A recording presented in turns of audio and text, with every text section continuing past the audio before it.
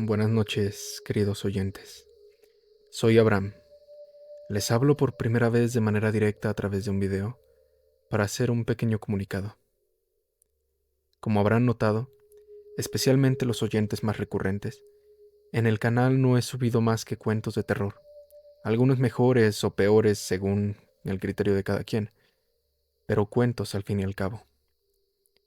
Y esto, aunque es algo que me gusta y que quería hacer más temprano que tarde, la verdad es que no es el propósito final que tengo con este canal, ya que aun lo que quiero es narrar, sí, pero no cuentos, sino relatos.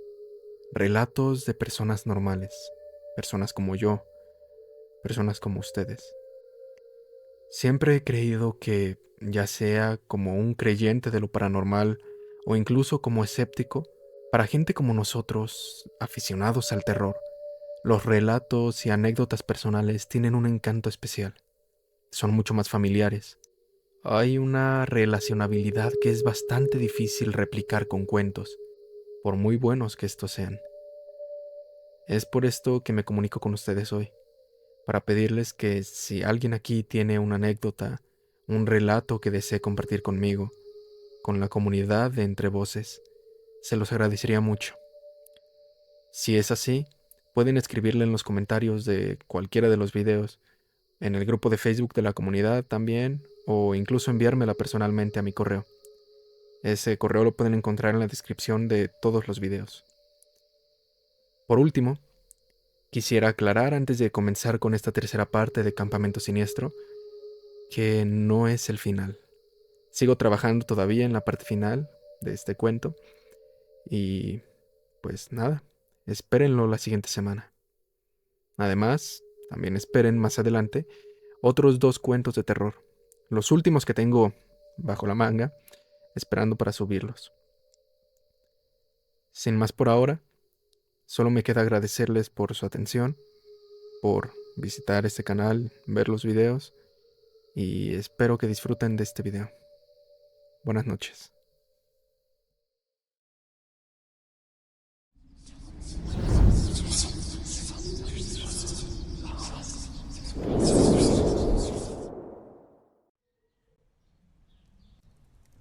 Ay, vamos, ya empezamos, protestó airadamente David.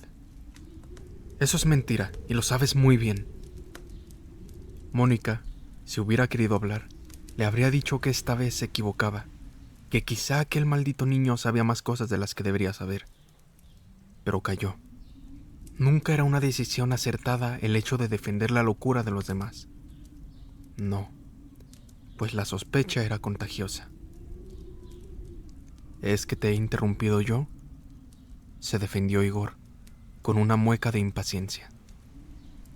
Ustedes mienten cuando les viene en gana al asegurar que es verdad todo lo que están contando, y en cambio yo, que conozco la verdad, soy saboteado cada vez que hablo.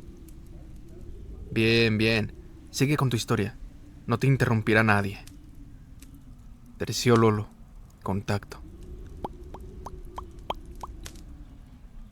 Terció contacto, al tiempo que dirigía una mirada de mesura a David. Este resopló, y con un gran gesto de sus manos autorizó a Igor a proseguir con su historia. Era un chico que no quería estar aquí. Ese era todo su delito. No querer pasar el verano perdiendo el tiempo en un lugar absurdo e infantil como este. Le gustaba la soledad. Una soledad que nadie respetaba. Obligado a permanecer aquí, lo hacía a su manera, disfrutando de su sola compañía siempre que le era posible, rehuyendo la presencia de los demás. Pero ni siquiera algo tan elemental como la libertad de elección le era permitido. No lo dejaban en paz ni un solo instante. Que si juega con los demás niños a tontos juegos y competencias, que si aprende cosas que no te van a servir nunca para nada, que si deja la cama y vete a aburridas excursiones, que si colabora en la limpieza del barracón. Todo un programa de torturas psicológicas justificadas por los mayores. El colmo fue el día en el que lo obligaron a hacer aquello que más odiaba y temía. Padecía fobia al agua. Ya el primer día, al acompañarlo allí, Sus padres habían dicho a los guías que su hijo no asistiría a las clases de natación, ni a ninguna otra actividad relacionada con el agua, y hasta ese momento lo habían respetado. Pero ese día en concreto, alguien se empeñó en que participara en una carrera de balsas en el río, a media tarde. Él se negó, por supuesto, pero en vano. Casi lo arrastraron hasta el río, no dejándole más opción que... Bueno, deben comprender que tenía pánico al agua, que no había nada que le aterrara más. Así que en un momento de descuido, antes de que lo arrojaran a una balsa inflable, tomó un cuchillo de cocina y las pinchó todas.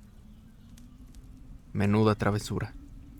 No solo los guías, sino todos los demás chicos se abalanzaron sobre él con intenciones asesinas, como si encima él tuviera la culpa de que quisieran arrojarlo al río para que se ahogara. Lo castigaron, lo obligaron a permanecer en los dormitorios todo el día. O al menos pensaban que lo estaban castigando, pues era solo allí donde él más a gusto se encontraba. El día pasó y todos se acostaron, incluso él. Hasta que, no supo a qué hora, lo despertaron bruscamente, lo hicieron vestirse y lo condujeron al cobertizo. Eran los monitores, y no hacían más que repetir que era hora de que alguien le diera una lección, que era hora de afrontar las responsabilidades y reparar los daños que causaba. Entre empujones y alguno que otro golpe, lo metieron a la fuerza al cobertizo, donde estaban las balsas apiladas. Le arrojaron unos parches a la cara y le dijeron que tenía toda la noche para reparar lo que había destrozado. Aquello era tremendamente injusto, y no pensaba quedarse con los brazos cruzados permitiendo que se burlaran de él. Intentó escapar, salir huyendo de ahí, pero lo golpearon y lo arrojaron de cabeza contra la pared, rompiéndole el cuello. Lo mataron. Mónica se cubrió el rostro con ambas manos y suspiró en silencio. Aquello confirmaba punto a punto todas sus sospechas. Todo lo que acababa de contar Igor era cierto. No sabía por qué lo sabía, pero lo sabía. Era la primera historia real que se contaba en torno a la hoguera en mucho tiempo. Y el respetuoso silencio de todos los presentes no hacía sino confirmarlo. Lo mataron y decidieron que tenían que deshacerse del cuerpo lo antes posible. Así que, sin mayores remordimientos, lo tiraron como un trapo viejo en un pozo en desuso que hay en el bosque, por aquella zona. Señaló una parte del bosque que Mónica ya conocía, aunque ella no mirara hacia allí. Por el contrario, bajó la vista, no queriendo encontrarse con la inquisitiva mirada de Lolo. Este la observaba con el ceño fruncido. Pero no acaba ahí la historia. Ante esta revelación, Mónica se olvidó de esconder los ojos de Lolo y miró fijamente al maliciento muchacho. ¿Qué más quería decir? Todos le miraban ansiosos, como devotos feligreses a su párroco. El chico se quedó en el pozo, con el cuerpo retorcido y muerto, y su alma aferrada a la carne putrefacta como si algún burlón espíritu lo hubiera atado a la tierra por siempre. No podía escapar. Su alma se veía imposibilitada para escapar por sí misma, para disfrutar de una vida eterna sin las penurias de la vida orgánica. Estaba encerrado en el pozo y en su propio cuerpo, condenado a verse a sí mismo descomponiéndose hasta el día del juicio final. No supo cuánto tiempo permaneció así, hasta que escuchó unos pasos en el bosque, acercándose. Quitaron las tablas que tapaban el pozo y para su sorpresa vio que todavía era de noche. Una figura oscura se recortaba contra el cielo estrellado. No era más que un viajero, o al menos así se identificó ante el desesperado muchacho, pues increíblemente podía ver su alma hablar con él. La esperanza volvió al chico al comprobar que no estaba solo en aquel mundo de tinieblas. Y, además, aquel desconocido se ofreció a liberarlo de aquella prisión que lo mantenía unido a su ya inservible cuerpo. Le ofreció liberarlo. Además, le garantizó venganza hacia aquellos que lo habían condenado a la muerte. Solo le pedía una cosa a cambio: que se uniera a él en su largo camino por el mundo. La verdad es que el chico no tenía muchas opciones, así que no dudó en unirse al oscuro viajero. El opresivo silencio se extendió como la pólvora. Todos estaban degustando la historia sin atreverse a formular la pregunta que Igor parecía esperar ansioso. Fue Mónica quien, sacando fuerzas sin saber de dónde, se atrevió a hacerla. ¿Y le ayudó a vengarse? Igor, como si esperara que fuera ella quien al final preguntara, la observó con una sonrisa vieja y cansada, casi con cariño. Una sonrisa a todas luces antinatural en su joven rostro desprovisto de arrugas. Está en ello, respondió, y su mirada se tornó mucho más penetrante y enigmática sin pertenecerle totalmente. Mónica no apartaba los ojos de él, sin saber a ciencia cierta a quién estaba mirando realmente. Era un niño en apariencia, pero detrás. ¿No podría tratarse de un disfraz simplemente? Muy bien. ¿Alguien más se anima a contar su historia? Rompió el hechizo David, dando una palmada y frotándose las manos. En un principio, la timidez, o quizá el conocimiento de sus propias limitaciones narrativas, hizo que nadie más se animara. Pero tras algún comentario jocoso de David, destinado a relajar el ambiente, un par de chicas se animaron. Fue un cuento ideada por ambas sobre un perro muerto que volvía de la tumba para ayudar a su joven dueño, al que Mónica no prestó atención. Estaba demasiado ocupada llevando su atención de Lolo a Igor, y viceversa. Igor lo observaba con curiosidad y malicia en sus oscuros ojillos, mientras que Lolo lo hacía únicamente con curiosidad, pero una curiosidad profunda, que exigía explicaciones antes de conformarse. Supuso un alivio el momento en el que David dio por finalizada la sesión, mandando a todos los presentes a la cama, y pese a sus miedos, también fue un calmante para sus nervios el que Lolo se acercara a ella y le susurrara con un semblante serio. Tienes que contarme unas cuantas cosas. Cuando todos se hayan acostado, ven a mi habitación, murmuró ella, sin mirarle apenas, encaminándose junto a todos los chicos hacia la puerta de los dormitorios. Sin ser apenas consciente, mantenía su mirada clavada en la espalda de Igor, queriendo radiografiar su maldad latente. Antes de llegar a la puerta, se giró y la miró sonriendo, como si compartieran algo que todos los demás desconocían. Empezaba a sospechar que Lolo no se presentaría cuando unos golpes suaves resonaron en la puerta de su habitación. Dejó el alféizar de la ventana, donde había estado todo aquel tiempo observando la engañosa placidez del cercano bosque, y corrió a abrir. Lolo apareció al otro lado, con ropa distinta a la que tenía al irse a acostar, pero con el mismo gesto en su semblante. Adusto, esperando algún tipo de explicación inmediata, sin llegar a imaginarse la magnitud de todo aquello. «Pasa», le instó, cerrando rápidamente la puerta tras él. Sin mirarlo, se dirigió de nuevo hasta la ventana y espió la noche. «¿Qué buscas?», inquirió él, desplazándose hasta su lado. «Niebla». «¿Y eso?». «Verás, anoche soñé que...». Había estado dándole vueltas a lo que pensaba contarle, y había llegado a una drástica determinación. Le contaría únicamente lo necesario, ni más ni menos. Y de lo necesario únicamente la verdad menos fantasiosa, disfrazando los hechos con un aura más creíble si era necesario. Y así lo hizo. Apoyados ambos en el alféizar, mirando a través de la ventana abierta el bosque y sus posibles peligros, le contó lo que él estaría dispuesto a hacer. Le contó la historia de la señora García acerca de un niño desaparecido. También que había encontrado un diario, el cual luego había perdido supuestamente, en el que se ratificaba la historia contada por Igor, y que la noche anterior había soñado que una especie de niebla cubría el campamento y unos asesinos fantasmales mataban a todos los miembros del campamento en venganza por lo sucedido años atrás. Quizá no eran fantasmas, sino los mismos padres del muchacho desaparecido, que al cabo de los años se habían vuelto locos y clamaban venganza. Contó la esencia de una verdad que ni ella conocía completa, dándole la envoltura más creíble que pudo. Pero aún así... ¿Pretendes que me crea todo eso? La faz de Lolo, iluminada por la luna, mostraba una perplejidad cercana a la ironía. Sin embargo, Mónica se había preparado para una reacción semejante, y no se dejaría amilanar. Sabía lo que tenía que hacer, y estaba dispuesto a hacerlo ella sola. No necesitaba ningún estorbo a su lado. Bueno, puedes creértelo y ayudarme a solucionarlo, o volverte a la cama. Se encogió de hombros, dejando la ventana. Se agachó y, alargando una mano, tomó lo que antes se había dejado bajo la cama, una potente linterna y un cubo atado a una larga y resistente soga. ¿Qué piensas hacer?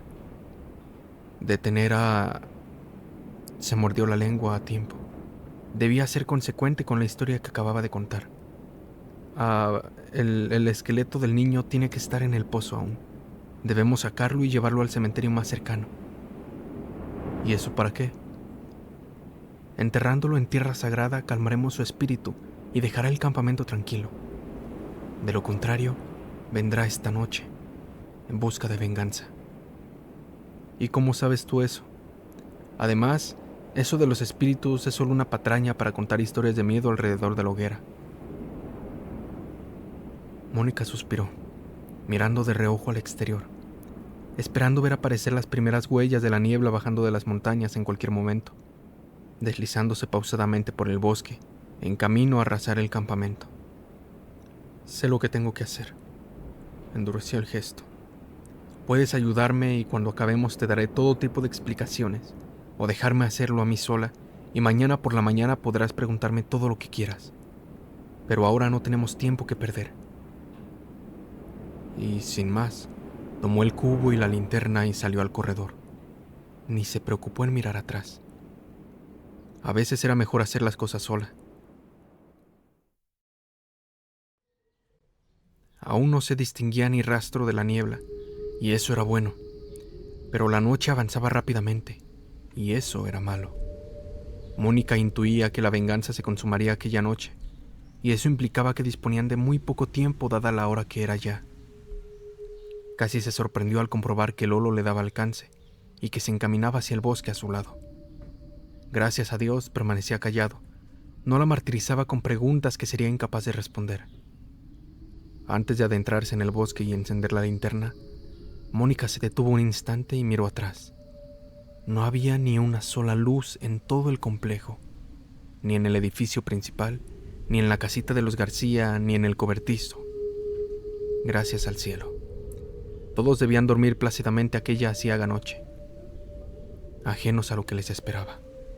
Si es que en verdad era aquella la noche escogida por Igor para su venganza. Si no era así, si después de todo nada sucedía y nada encontraban en el pozo, ¿cómo podría mirar a Lolo a la cara a la mañana siguiente? Tonterías. Sabía muy bien lo que iba a suceder. Lo había vivido la noche anterior y no estaba dispuesta a que se repitiera.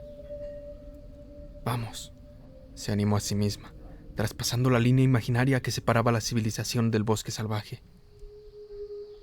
No resultaba fácil orientarse de noche en un bosque, pero por la tarde, al ir a cenar, había marcado el punto exacto por donde debía entrar en él. A partir de ahí, todo consistía en caminar en línea recta unos 20 o 25 metros para alcanzar el claro donde se ubicaba el pozo. Solo que 20 metros de noche, en un bosque, parecían alargarse hasta el infinito. Tuvo que reprimir sus nervios para no volverse atrás en un par de ocasiones, pues tenía la sensación de llevar demasiado tiempo caminando. Debían haberlo dejado atrás. Casi iba a abrir la boca para reconocer que estaba totalmente desorientada, cuando milagrosamente salieron al claro. En un principio ni siquiera lo reconoció como tal. La noche es un disfraz exquisito para ocultar la realidad. Solo cuando la linterna enfocó los tablones del suelo y los restos de lo que debía haber sido una polea, suspiró con una mezcla de alivio y temor. Vamos, cuanto antes empecemos, antes terminamos, animó a un taciturno Lolo, dejando el cubo y la linterna en el suelo. Desde allí sería imposible ver si la niebla se estaba echando sobre el campamento. Únicamente se percatarían cuando la tuvieran encima y ya fuera demasiado tarde, por lo que el tiempo era vital. Tomando cada uno por un extremo los tablones, Los fueron apilando a un lado, donde no molestaran. La negra boca del pozo se fue abriendo ante ellos como si bostezara, despidiendo su característico olor a estancamiento y podredumbre vegetal. ¿Qué tan profundo es?, preguntó Lolo, mientras retiraban el último tablón. No lo sé. ¿Qué?, susurró Mónica, en guardia. Pues que ya me explicarás cómo piensas sacar un esqueleto que seguramente está en el fondo. Ve tú a saber a cuántos metros de profundidad, recriminó, con los brazos cruzados. Pues la verdad es que, planteado así, no tenía ni idea de cómo le iba a hacer. Se había hecho la idea de que tenía que estar, por mucho, a un par de metros de profundidad. Pero, ¿y si el pozo era de 10 o más metros? ¿Y el cadáver se encontraba en el fondo? O incluso a la mitad de esa profundidad.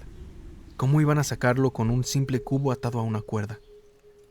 Mierda, pensó. Se las estaba dando de lista cuando en verdad era una estúpida. Sin contestar a Lolo, pues ¿qué podría responder? Tomó la linterna y se asomó al pozo. El haz de luz rebotó en la negra superficie del agua como si de un espejo negro se tratara. Eso, donde no cubría la superficie una capa de hojas en proceso de putrefacción. Las paredes del pozo, de piedra y cemento, estaban desconchadas. Quebrada la piedra donde la fuerza de las raíces de los árboles era mayor que su resistencia. Algunas raicillas comenzaban a verse ya, orientadas hacia abajo, hacia el agua. Pues lo que es yo, no veo ningún hueso. Mónica detectó cierta ironía en la voz de Lolo, pero prefirió callarse. Ten, haz algo. Sujeta la linterna, por lo menos. Mónica tomó el cubo, con la soga atada a su asa, y lo arrojó al pozo. En un principio ni siquiera se hundía. Se limitaba a quedarse allí flotando, como riéndose de ellos. Pero poco después comenzó a desaparecer bajo las aguas, provocando una tonta sonrisa de satisfacción en Mónica. Lolo se limitaba a iluminar el pozo, observando sus actos con cara de indiferencia. Mónica soltó cuerda hasta no poder más, unos 4 metros. Era evidente que no había llegado al fondo, pues tiraba de ella hacia abajo. Chasqueó los labios para expresar su disgusto y comenzó a tirar hacia arriba con todas sus fuerzas. Se sentía incapaz de volver a subir el cubo a la superficie, pero no pidió ayuda a Lolo. No necesitaba la ayuda de nadie, y menos de aquel bobo que la miraba con ojos de borrego. Al fin, sudando por el esfuerzo, consiguió elevar el cubo por encima del agua, sujetándolo con sus últimas fuerzas. Con los brazos ya semidormidos, miró por encima del borde del pozo. Nada. En el cubo no había nada más que agua de aspecto sucio. De todos modos, siguió tirando hasta que Lolo cogió el cubo por su asa y lo dejó sobre la húmeda tierra. Mónica lo volcó de una patada, haciendo que toda el agua inundara los bordes del pozo, ablandando peligrosamente la tierra. El cubo quedó completamente vacío. Sintió ganas de pegarle una segunda patada y mandarlo al fondo del pozo, pero se contuvo.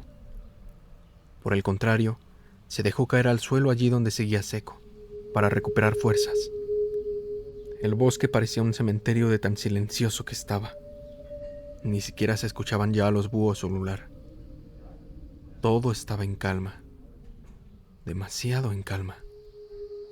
¿Y ahora qué?, preguntó Lolo. Mónica lo miró con odio. ¿Qué manía la suya de rodearse de inútiles? No lo sé. Esperaba que me sorprendieras tú con alguna gran idea. Lolo no se percató del rintintín de su contestación. Antes de pensar en sacar algo del pozo, deberíamos de saber qué profundidad tiene.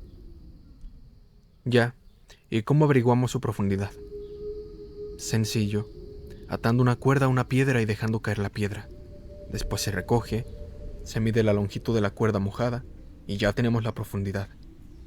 En el cobertizo hay una cuerda ideal para eso, delgada y muy larga, como de 50 metros. ¿Y por qué no me lo has dicho antes?, lo increpó, levantándose apresuradamente. Porque tampoco nos servirá de gran cosa. Lo importante es pensar en cómo lograremos sacar un esqueleto del fondo de un pozo. Y de eso no tengo ni la más remota idea, admitió. Como no atemos a un perro a la cuerda y lo arrojemos al pozo, bromeó, mirándola de reojo. Ya pensaremos más tarde en eso. Ahora vamos por esa cuerda que dices. Lo apremió, abandonando el claro. No era difícil perderse en aquel bosque pese a la ayuda de la linterna, por lo que Mónica se forzó a caminar despacio y en línea recta para evitar disgustos innecesarios. Está más fresco, dijo Lolo, como quien no quiere la cosa. Y era cierto, hacía bastante más frío que cuando salieron del edificio. Y en un instante, Mónica comprendió lo que eso significaba. La niebla no los había alcanzado aún, pero estaba cerca, rondando las inmediaciones del campamento. El tiempo del que disponían para intentar evitar un desastre se les agotaba, y aún no habían podido hacer nada positivo. ¡Vamos! ¡Deprisa! ¡Corre!, tiró de Lolo, sintiendo cómo sus mejillas palidecían y todo su cuerpo perdía el calor sin pretenderlo. Ahora sí que lo había sentido con fuerza. Estaban allí. Los fantasmas del bosque estaban allí, muy cerca. Lo sentía. Cuando dejaron atrás los últimos árboles, ya no les cupo ninguna duda, pues lo vieron. ¿Qué es eso?, inquirió Lolo, con la boca abierta de asombro, deteniéndose junto a Mónica. La niebla, susurró. «Apaga la linterna, apágala». Lolo obedeció a la histérica orden sin dejar de mirar hacia la casita de los García. Allí la niebla era como hiedra subiendo por las paredes. Mónica, perpleja, miraba a uno y a otro lado. Aquello no era como su sueño, ni mucho menos. La niebla había llegado, sí, pero de un modo completamente antinatural. No había descendido de las montañas uniformemente, cubriendo con su manto todo el campamento, sino que, como si de una lengua de fuego blanco se tratara, como un río helado de lava y venganza, había descendido por una de las laderas de la montaña para desembocar directamente sobre la casita de los García. En el descampado contiguo no había ni una brizna de niebla, ni tampoco en el edificio de los dormitorios, ni siquiera en buena parte del bosque. Toda la niebla se concentraba sobre la casa. Había surgido del bosque en forma de repentina avalancha y la había sepultado. El tejado no se distinguía ya, y zarcillos de niebla caían por la fachada, concentrándose sobre todo contra las ventanas. «¿Pero qué?», quiso preguntar Lolo, sin que surgieran las palabras. Además, un alarido en la noche pisó su voz. «¡Maribel!», gimió Mónica, echando a correr. Lolo saltó tras ella, agarrándola de un brazo a pocos metros de la casa, para detener su alocada y suicida carrera. «¡Espera! Yo creo que no deberíamos entrar allí. No, si estas cosas pueden ser peligrosas», murmuró señalando los zarcillos de niebla que cubrían las ventanas y la puerta principal. Mónica cedió al sentido común y se dejó llevar un par de metros atrás. Lolo no sabía lo que escondía la niebla, pero ella sí. Recordaba perfectamente el frío y untuoso tacto de aquellos dedos sobre su piel. Además, las formas en la niebla resultaban ya visibles.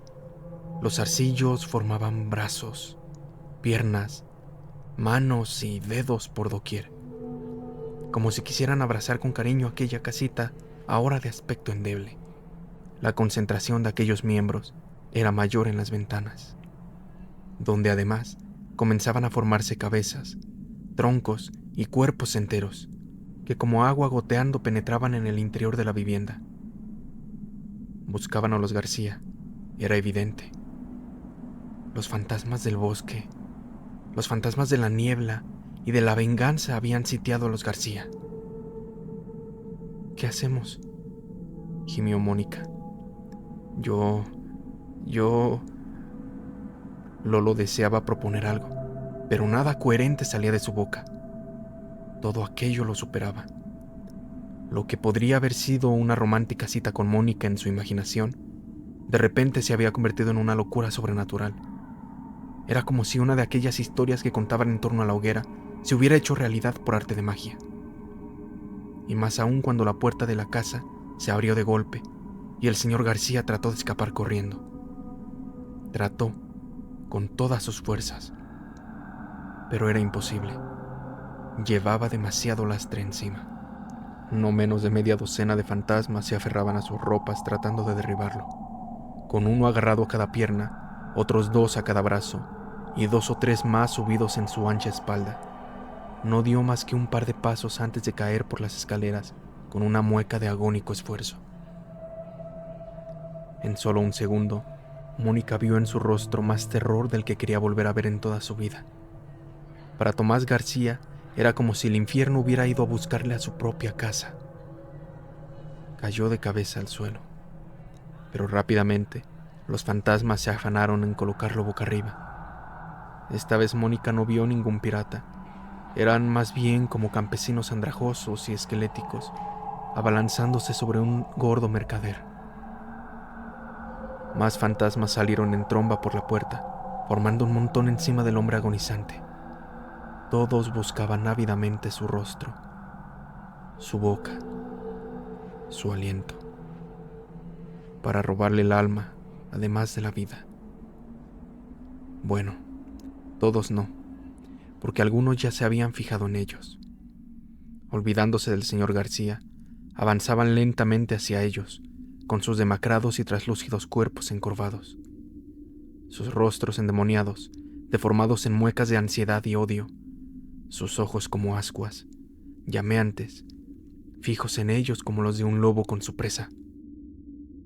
¡Corre, corre!, gritó Lolo, tirando de ella. Ambos se volvieron lanzados a la carrera, pero sus pies se clavaron al suelo al ver lo que esperaba tras ellos. Igor estaba ahora frente a ellos. Era como si acabara de surgir del mismo suelo. Tenía esa sonrisa suya, malsana y burlona. Esa sonrisa que por cada cosa que mostraba escondía infinidad de secretos. ¿Tienen prisa?, preguntó con sorna. Igor. Mónica solo acertó a decir su nombre, congelándosele el alma en el pecho. Aquello era de la misma naturaleza que la pesadilla que había sufrido la noche anterior, pero peor.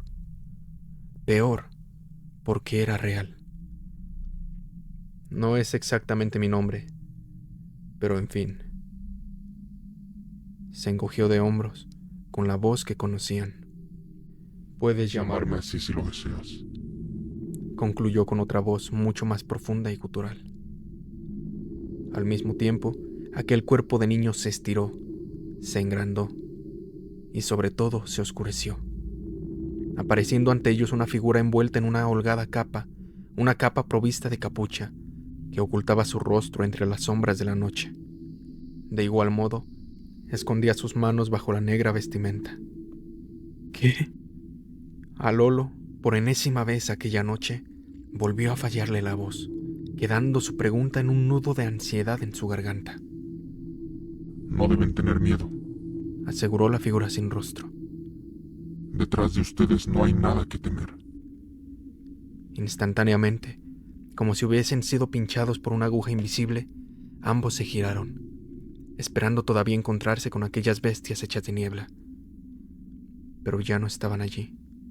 No había fantasmas, ni tampoco había niebla rodeando la casa. A decir verdad, no se veía ni rastro de niebla por ningún lado. Era aquella una noche clara y despejada, tan plácida y agradable que casi daba pena irse a dormir. Aunque no todo era apacible.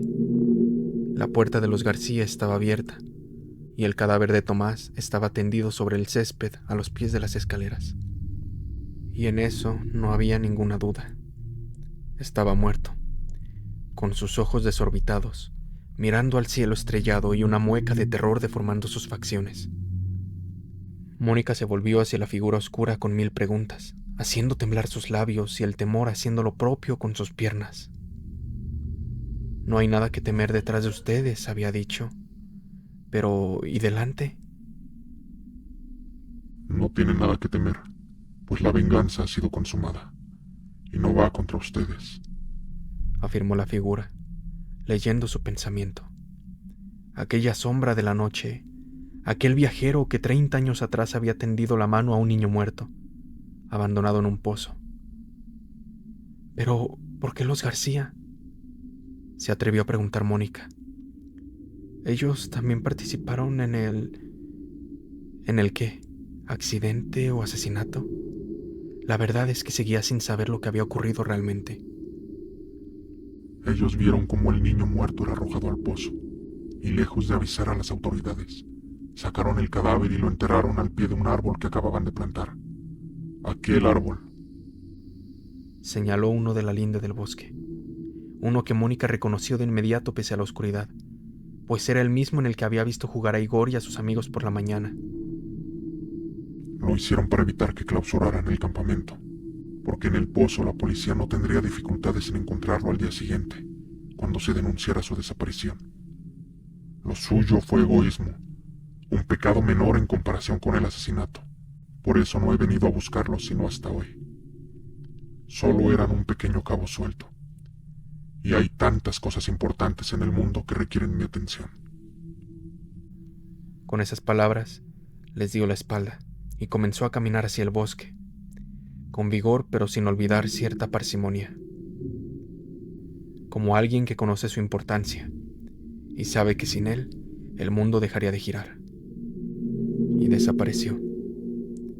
Mónica y Lolo permanecieron allí sin moverse, obnubilados durante lo que les pareció horas enteras, mirando indistintamente el cadáver del señor García, el punto del bosque por donde había desaparecido la figura oscura y el árbol a cuyo pie se hallaba enterrado el muchacho muerto 30 años atrás.